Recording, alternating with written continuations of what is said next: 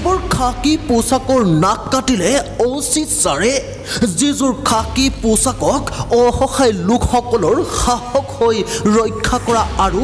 অন্যায়ৰ বিনাশকাৰী বুলি জনা যায় সেইযোৰ খাকী পোছাকধাৰীৰেই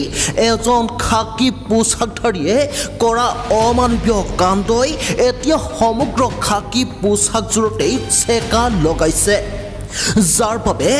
আৰক্ষী সঞ্চালক প্ৰধান জি.পি. সিঙে তৎপৰভাৱে সেই নীলঞ্জ কাণ্ড কৰা খাগ্ৰাপাৰ থানাৰ ভাৰপ্ৰাপ্ত বিষয়া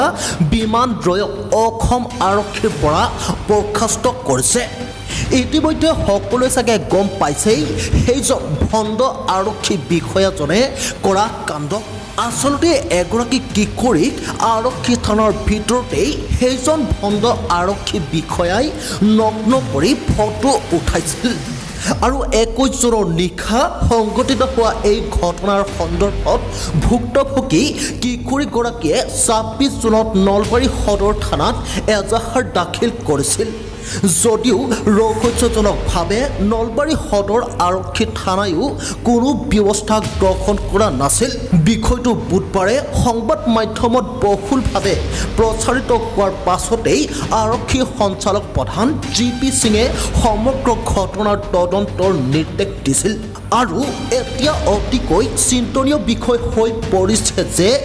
অভিযুক্ত বিমান ৰয় পলাতক অৱস্থাত আছে আৰু সেয়ে এতিয়া ভণ্ড আৰক্ষী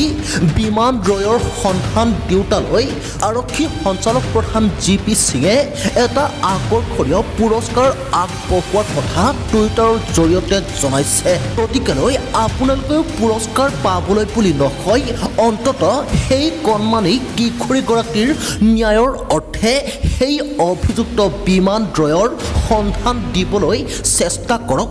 আৰু ভিডিঅ'টো যিমান পাৰে সিমানেই শ্বেয়াৰ কৰক যাতে আৰক্ষীৰ নাক কটা সেই ভণ্ড আৰক্ষীজনক উচিত শাস্তি দিবলৈ সোনকালে যাতে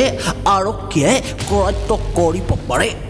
ব্যুৰ' ৰিপৰ্ট আছাম 24